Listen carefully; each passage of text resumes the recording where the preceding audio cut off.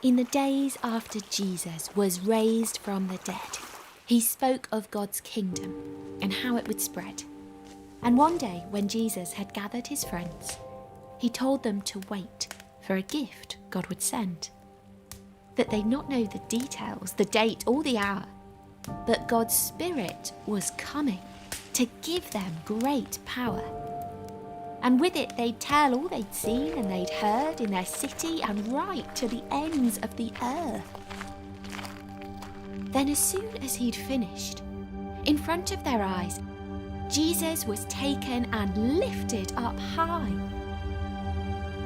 They watched as he went, till some brightly dressed men told them Jesus had gone, but he'd come back again. He'd ascended to heaven. That much they knew, but without him their task felt much harder to do.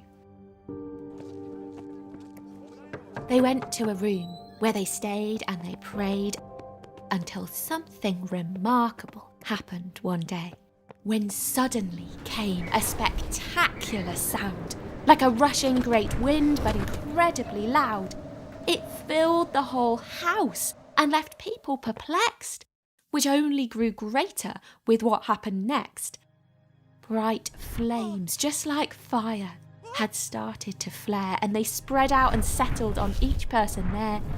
The Spirit had come, just like Jesus had said, with a power that meant the good news could now spread. Because each of them there, from the strong to the weak, were filled with the Spirit and started to speak. And out in the city there'd gathered a crowd who wanted to know what on earth was so loud. And these people from every nation and land were astonished to see what was really at hand. See, what left them in shock was what each of them heard. People speaking their languages, saying their words. Good news about God in a language they knew. If God's Spirit did this, then what else could he do? But some who were watching just mocked them instead. It's because they've all had too much wine, people said. So Peter stood up and he started to show what the prophets had spoken a long time ago, about how God had said that his Spirit would come and that dying would not be the end of his Son. Peter spoke about Jesus, and many were moved. They knew they'd done wrong and asked, what should we do? So he told them how God forgives all who believe, and how God's Holy Spirit was theirs to receive. 3,000 people believed on that day.